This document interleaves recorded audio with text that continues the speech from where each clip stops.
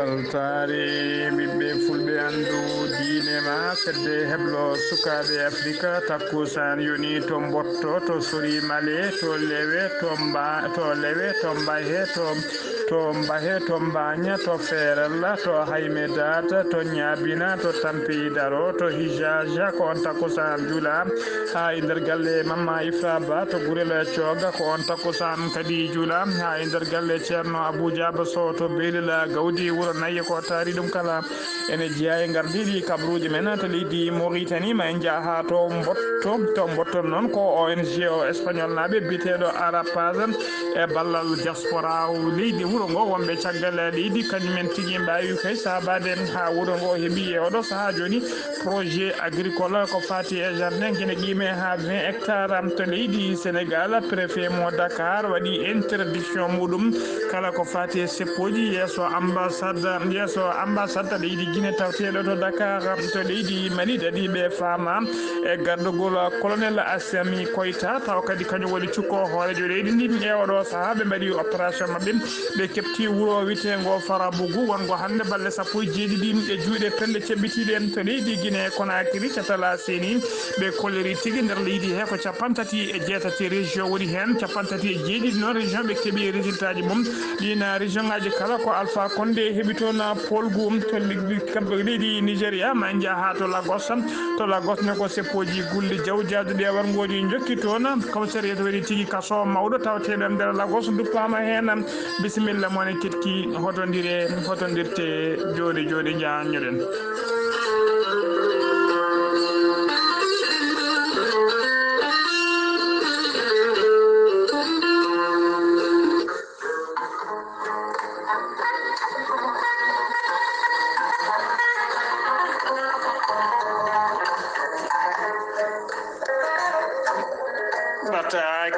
ɓatake e rango ummorade e maître Adama Baldé ko gendiyanke ko wittiyanke ko safriyanke safruji fina tawa maître Adama Baldé ko spécialiste médecine traditionnelle joguiɗo seedantagal mum ha timmi baɗaɗo reconi mondialement maître Adama Baldé ko pirowo koyɗi laaɓaɗo ƴewgal moƴƴuɗo longal maître Adama Baldé ina waɗi erango faade dendagal leñolngol kala ɗannotoɗo yo looto longal kadi omo wi onene heewi fannu kala neɗɗo fannu dillitta koyngal longal koye on fannu poɗɗa lootade maître Adama Baldé ne wiya kadi kala leydi e kala wuuro ne jogui longal mum e kala fannu maître Adama Baldé ene yawrani yimɓe ɓiɗiɓe kayitaji ronkuɓe hebde kayitaji mumen ha tengte wonɓe caggal leydi maître Adama Baldé ene yawi joni dendagal ɗanniyankoɓe wonɓe caggal leydi ene donki yitede arsigaji mumen hano hannirta ni alhaali mumen foof ne tiiɗi joni sa jokkodiri e maître Adama Baldé alhaalima feewa hano jiɗirɗa ni maître Adama Baldé ko jawɗo bonnude ko fate liggeyaji dabaruji e weddaɓe korto o safruma o itta dabaruji ɗi ha laaɓa o hoytina ɓandu maɗa ha jiituɗa hoore maɗa maître Adama Baldé ene yawrani rewɓe ronkuɓe resede wonduɓe e gorko ladde joni sa jokkodiri e maître Adama Baldé daña gorko hano hannirta ni maître Adama Baldé ene yawrani rewɓe ronkuɓe sowade e rewɓe dartoraɓe jokkodira e maître Adama Baldé joni jiɗɗa hoore mbaɗa maître Adama Baldé caggal nde waɗi tour du monde e oɗo saaha joni o tawate koto Dakar to cité Dalal Jaam o mon ɗon udditi bureau ji makko pattami ɗimiji sa waɗi 33 877 0034 walla 33 877 0035 ma heɓɓa maître Adama Baldé so tawi kadi jiɗɗa hebdemo koto banggue numéro makko téléphone makko portatif e to banggue WhatsApp mbatta ko 77 454 27 09 walla mbaɗa 77 351 77 23 maître Adama Baldé kadi ene tewe to hello YouTube sa waɗi maître Adama Baldé de jiggaɗen Fula kadu ma yi hen golle paydude no fewi maître Adama Balde mbadden dando faade makko kettode kaburuji mon e demgal pulaar Afrique, Asie, Europe, Amérique, Moyen-Orient, Océanie.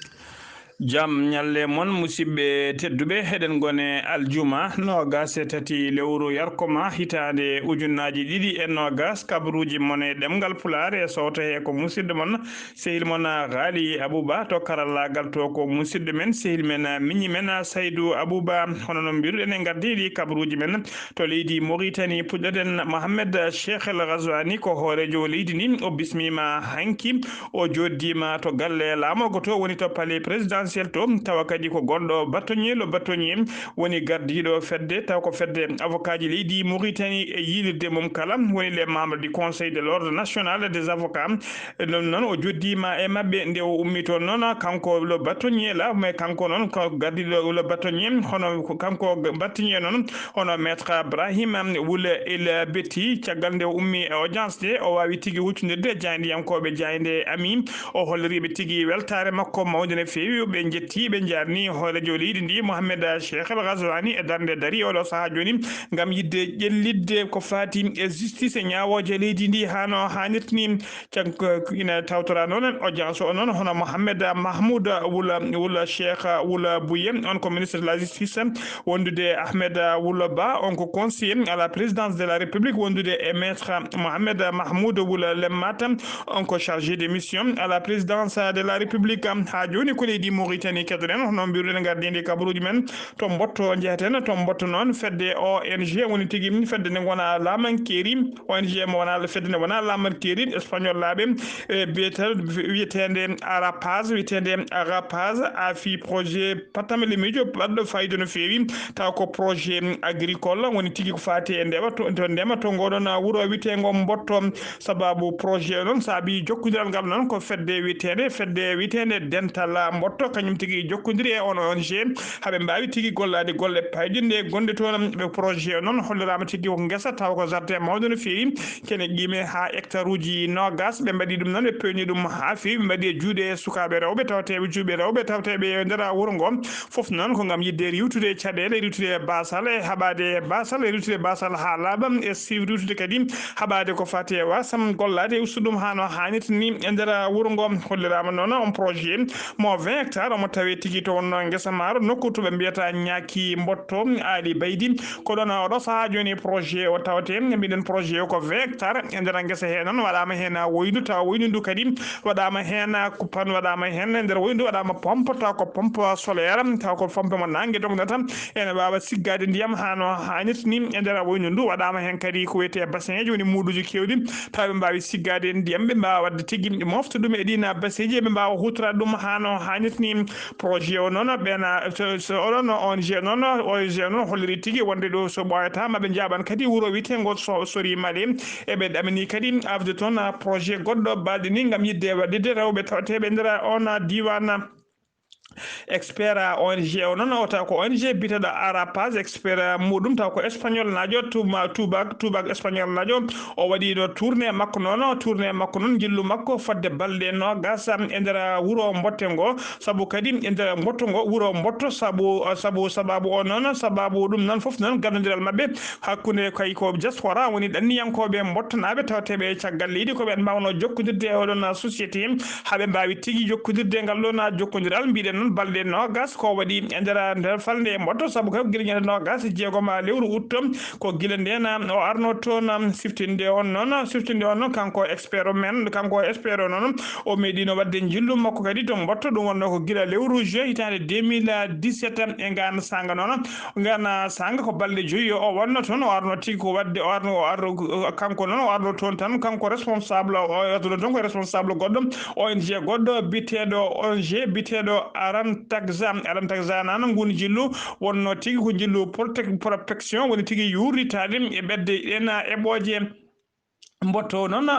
mbottonaɓe wonɓe Espagne noon ko kañumen tigui mbawno waddarade darde fayida no fewi ha mbawi jokkodirde e oɗon ONG ɓe hono ko wayno noon ɓeɗon ko wayno ɗanniyankoɓe mbottonaɓe ko wayno oɗo biteɗo Mangana Oumar e goɗɗon wiye Dia Ousmane wondude Salifa Soumaré e waɗɓe ko kañumen tigui darno darde fayida no fewi ha ngal ɗon jokkodiral wawi wadde expert espagnol ajo noon o wite ko Dani o gollima to leydi Sénégal o gollima to Guinée Bissau to Guinée Conakry o yeehi ha to Gambie ko kanko kadi woni coordinateur ONG Arapaz tafaɗo kay gila hitande 2008 eɗen mbiya tan dendagal ɓesguji men ɗandiyankoɓe men wonɓe caggal leydi ne mbawata jokkodirde e ONG ji baɗi ni mbawa jokkodirde pelle goɗɗe ha mbawa jokkodirde kadi e guure goɗɗe guila e mairuji mumen ha waɗe ko wiyete jumelage uji ne heewi gartam wonande guure meɗen ha joni kabaruji men e demgal pulaar to leydi Mauritanie hono mennoɗo wonde ministre de la jeunesse ministre de la jeunesse et des sports leydi Mauritanie biteɗo Mohamed Woul Jibril o yeddi ha sori ladde wiyede kay wonde Mohamed Woul Abdel Aziz mennoɗo wonde horeji leydi ndi namdima kay yo koyde jaam dogge hakkude mum e lomto makko biteɗo Mohamed Cheikh El Ghazouani ɗum noon o yeddi ɗum ha sori ladde kanko Mohamed Woul Jibril mennoɗo wonde ministre de la jeunesse et des sports o holliri tigui on kabaru wodani on kabaru noon ko caggal kayde horejo leydi ndi Mohamed Cheikh El Ghazouani joddino kay joddino ñande alarba ɓennuɗo joddinoma audience e oɗon biteɗo Woul Izibi noon ko mennoɗo wonde jagoɗɗo kalfinaɗo gueɗe caggal leydi e gueɗe caggal leydi taw kadi ko neɗɗo ɓattiɗo Mohamed Woul Abdel Aziz ko adi kadi komo joddo e Ghazouani hollama taw waddino e batu Mohamed Woul Abdel Aziz yimɓe hewɓe mijinoma kay wonde woni koye dogde koyɗe jaam beele pamodiral e masala hane heeɓe hakkude ɓeɗon ɗiɗo woni Mohamed Cheikh El Ghazouani e Mohamed Woul Abdel Aziz ha joni kabaruji men e ɗemgal Pulaar ɗiɗo noon taw ko sagataɓe ɗiɗo suɓaɓe oɗo saaha joni yen tawtoyde ngal ɗoccatal bitegal HPA woni haute autorité de la presse et de l'audiovisuel woni biteɗo Si Mamadou e biteɗo Cheikh Abdallahi Dieng alkamisa hanki o noon ɓe mbawi tigui darade yeeso yimɓe yeeso juge tawa kadi ko juge kalfinaɗo ko fati kay e on fannu ɓe mbawi tigui wonde kay maɓe ƴettu golle mabɓe hano hannirta ni ɓe gollo tigui golle payɗini fof tan wonde nundal ɓe toppito koɓe kalfina ko e nundal woni tigui ko wiyete serment mabɓe ɓe mbaɗi ɗum noon ko yeeso juge biteɗo Ahmeyda Woul Elimane kañum halfilno cérémonie o parquet o noon no lino toon juge biteɗo Ahmed Woul Selmou yo ar tigui ɗo yo ar tawtorne ɗum oɗon cérémonie wondude kadi e goɗɗo taw kadi wondude e on noon ko kañum woni cukko hoorejo procureur général de cour suprême ne tawtora wondude goɗɗo ne wiye madame Juliette Mintou Sidi on ko greffiére en chef kañum kadi arano chambre des woni greffiére en chef chambre des commerce tawateɗo te Nouakchott tawateɗo nder Nouakchott lamorgo leydi Mauritanie ha joni kabaruji men e ɗemgal Pulaar ha joni kabaruji men e ɗemgal Pulaar sen ummima to leydi Mauritanie koto leydi Sénégal paadi noon tana musso waɗi alkamisa hanki o kikiɗe ko accident moto waɗi e dow lawol debbo goto jolnonoɗo e moto tawa kadi e ummino ko wuro mumen emo yaɓani wuro witego Jooɓe ko kañum wasi fittanu mum kanko debbo nomo yaranno e duuɓi 40 o jeeya koto wuro witego jala keñi ko toon o jeeya kono o resa koto wuro witego awtaba to wuro awtaba ne tawe nder commune Médina Chérifa ko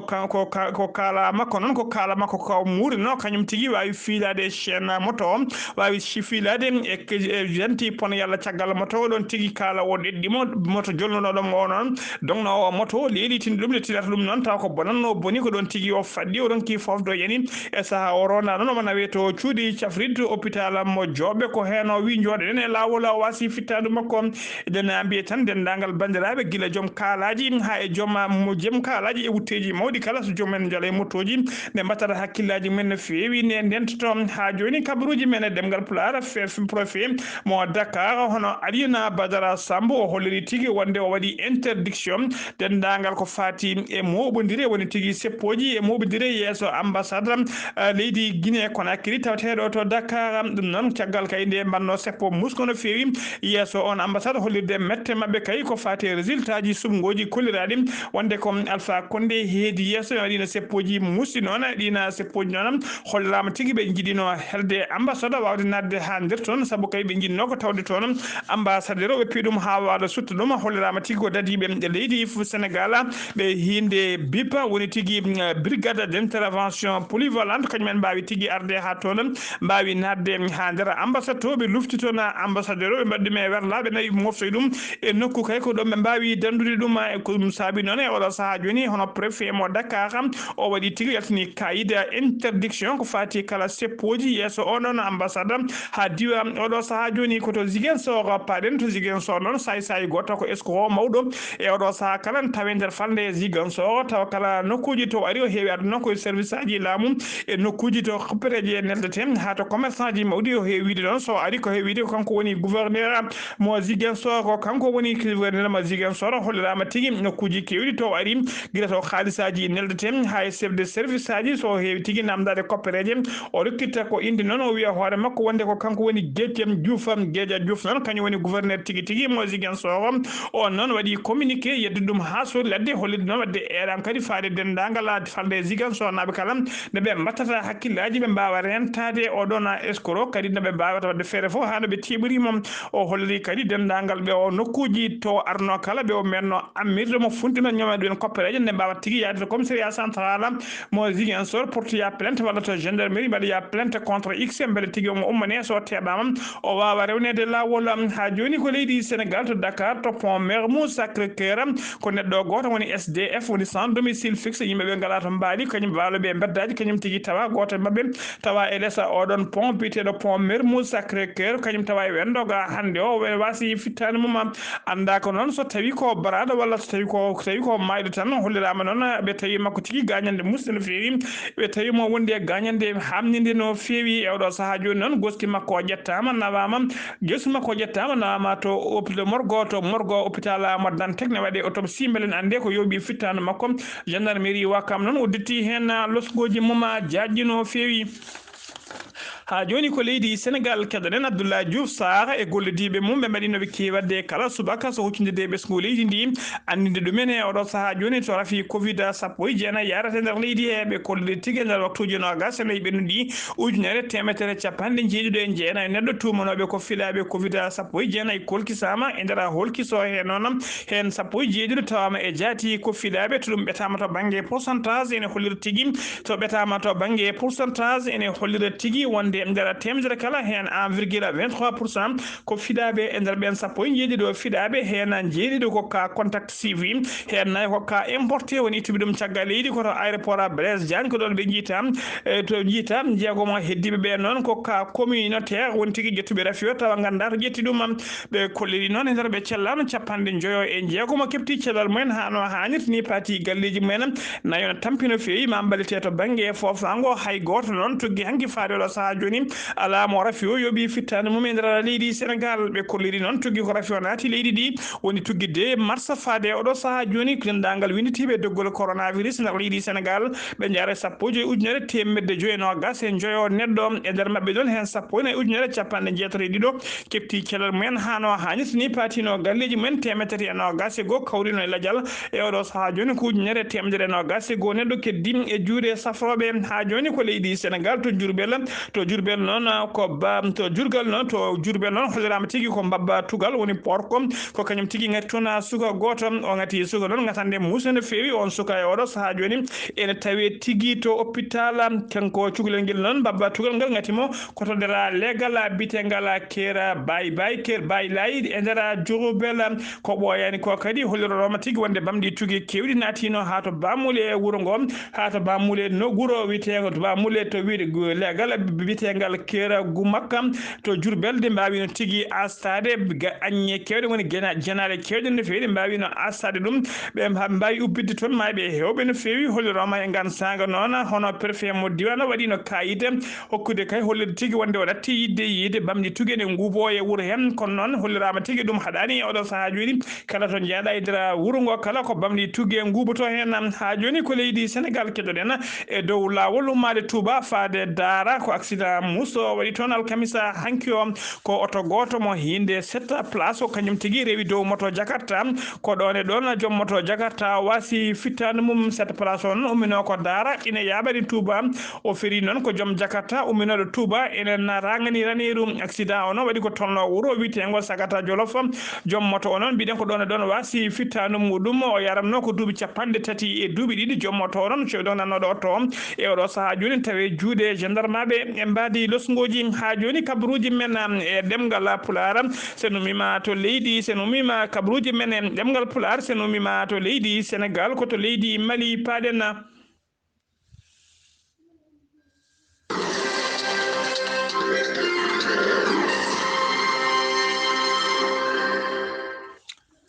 to leydi Mali ma jaaha to wuro witengo Farabougou noon oɗo saaha kala wonɗo koye juuɗe pelle ceɓɓitiɗe noon kañumen tigui ndenno wuuro ngo kañumen nangguno wuuro ngo hay neɗɗo goto natata hay goto yaltata kadi hay werla goto nattano e wuuro ngo fodde joni kene wona balɗe 17 hollirama noon guila jamma hanki walla guila ñalawma hanki alkamisa hanki no gasiɗiɗi lewru yarkoma gonde dutta fama woni forces armées malien tawɓe puɗɗima tigui wadde opération mabɓe gam wadde kay taw ɓe gari koye laaɗe diwoje avion ngaji militaire ɓe mbawi tigui arde haaɓe tiimi e wuuro ngo ko ɗon tigui ɓe mbawi wadde parachuté ɓe diwi kamɓe militaire uji ɗi ɓe mbawi nadde e nder wuuro ngo hano hannirta ni ɓe naati kala lobbuli e oɗo saaha joni noon hollirama tigui ɓe mbawi heptude wuuro ngo ha laaɓi tiɗuɓe juuɗe dadiɓe e juuɗe pelle ceɓɓitiɗe arti wuuro ngo arti ha laaɓi e juuɗe mabɓe hollirama kadi hay neɗɗo goto wasani hen fittade mum ɗum noon ko guila 15 lewru octobre gonɗen ndu guila nden kamɓe dadiɓe gardugol colonel Assami Koita tawa kadi kañum woni cukko horejo leydi ndi e oɗo saaha joni mbaɗi transition ko kam kadi halfina ko fate dendagal sécurité e sécurité ko fate dendagal sécurité e défense leydi ndi kala ko jungo makko woni ko kanko tigui arti oɗon opération ko kam kadi yubbini oɗo opération haɗum wawi rewde lawol no fewi haaɓe mbawi heptude ngoɗon wuuro witengo Farabougou wonno ngo fodde balɗe 17 e juuɗe pelle ceɓɓitiɗe ɓe kepti ɗum ha laaɓi arti e juuɗe mabɓe tawa waɗani mayɓe ɓe kolliri noon kanko colonel oɗon holliri tigui wonde opération omo waddi ɗum omo waddi opération e commandant secteur 5 taw ko opération Maliko wondude e colonel Didier Dembélé e officier mawɓe no fewi o gollidima e mumen ha opération wawi rewde lawol avion ngaji militaire uji noon kolliri tigui ɓe ƴetti dendagal tawatanoɓe wuuro ngo ɓe jamureɓe gañinoɓe heɓɓe kala mbawi ƴettede oɗo saaha joni nawama to juuɗe cafrirde koto leydi Mali ha joni M5 RFP e oɗo saaha joni woni tigui koye fusde walla firtorade seeɗa caggal kay oɗo saaha joni hollirama tigui ko docteur Oumar Mariko président landa wiyete président kañum woni hoorejo landa wiyete Sadi ko kanko kadi ardi ngal cetal bitegal MDF woni mouvement démocratique populaire o ko cetal manggal noon walla mbiyen ko cetal manggal e nder M5 RFP ko won tigui ɓe kolliri tigui kanko Oumar Mariko o holliri tigui wonde ɓe jalti ha laaɓi e oɗo saaha joni e ngal ɗon cetal bitegal M5 RFP noon ko fedde ko catal darde kewnagal dole no fewi bawnogal kay gardugol oɗon biteɗo Imam Mahmoud Dikko ko kamɓe darino kay haaɓe mbawi ustude dole oɗon biteɗo Ibrahima Boubacar Keita e laamu ustude dole mumen ha ɓeɗon milituji mbawi arde kay derguiti laamu ngu taw kadi kono fewirti taw waɗani dille no fewi e oɗo saaha joni noon ngal ɗon catal hollirama tigui ngal woni tigui koye ustade dole gon fusde caggal ɗum noon hollirama ko addi ko ɓeɗon noon ko Ibrahima ko addi noon ko oɗon biteɗo Oumar Mariko ne hollir tigui ɓe jalti ha laaɓi hollirama ko CMAS ko Imam Mahmoud Dikko ardi ko ɓen tigui ɗiɗi rungtade ngal ɗon catala bitegal M5 RFP Oumar Mariko noon ko kañum wonno député diwan biteɗo Kolon Djiba ɓayi o ɓayini kabaru o noon ko saaha kay o wonno e conférence makko de presse e nder bureau ji radio biteɗo radio Kayra ko toon tigui o ɓayini kabaru o wonde o yalti ha laaɓi e ngal ɗon catal bitegal M5 RFP ha joni ko leydi Mali keɗoɗen jeena ha to Bamba Ali Seyni Teli ko maire Bamba noon en tawi tigui nder siècle mo koro oɗo saaha kala noon kanko maire o noon oɗo saaha kala mo tuuma tigui kanko maire o wonde ko complice omo gollodo e pelle ceɓɓitiɗe hollirama noon guila ka yimɓe hewɓe mbatte ɗum hakkille tuumimi ɗum tigui guila o tuuma ɗum o andi tigui ko tinaɗo e ɗon mbadi ko ɗon tigui guila nden kene wona hitade joni hollirama tigui ko majjuɗo melo mo ronki yitede taw kadi omo yaade yaade yimɓe ɗiɗo conseiller makko ɓurɓe battade mom e oɗo saha joni koɓe moltu yiɓe koɓe suudu yiɓe guila ɓe jiitede ɗum caggal kay deɓe tuma wonde kay ɓe mbawa golle ɓe gollodo e ɗeɗon pelle ceɓɓitiɗe ha joni kabaruji men e ɗemgal pulara seno wima to leydi Mali ko to leydi Guinée Conakry paɗena to leydi Guinée ko joni joni hotto goɗɗe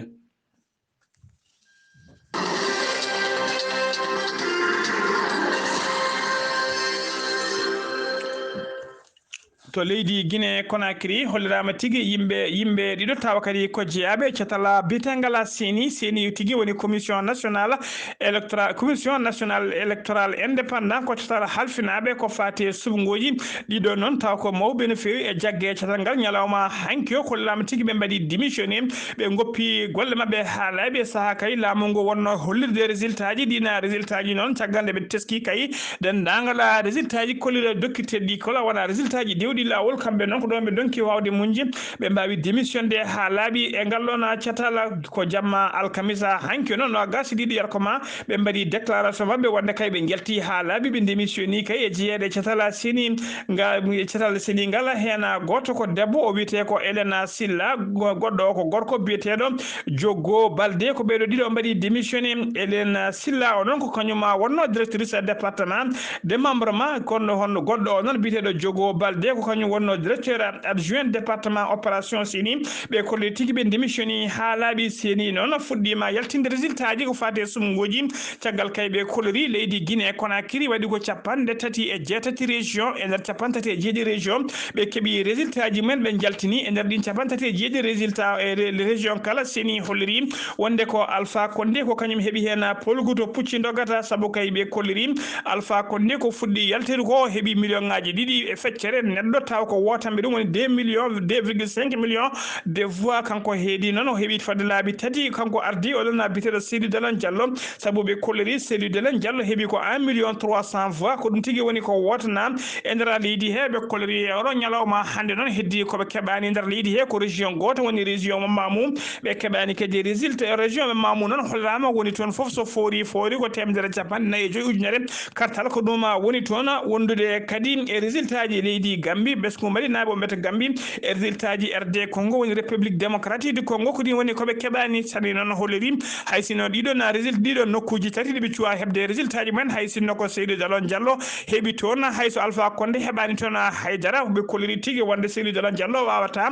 heɓtade oɗon biteɗo Alpha Condé saabu kañum daɗimo to pucci dogata ɓe kolliri ɗon e oɗo saaha joni résultat ji ɗi ɓe jogui ɗoni holli tigui wonde Alpha Condé heeɓi polgu kay dès le premier tour woni tigui dawala ɗiɗaɓal watta ko Alpha Condé heeɓi polgu koto leydi Nigéria paɗen to Lagos noon ha joni jaam artani toon saabu kay ko seppoji gulɗi jaw jaduɗe e wargoji kañum en goni toon teskama hanki jamma noon piyande gurde no fewi nanama e nder Lagos jamma ha daari wedde piyande gurde nanama ne otta e nder Lagos hollirama kadi kaso mawɗo tawateɗo e nder Lagos kaso duppama e oɗo saaha joni taw ko yimɓe hollirde mette mumen ko fati noon e wargoji e kala saaha police ji mbaɗata e ɓeɗo yimɓe waɗoɓe seppoji mumen Jim Yemi o Mike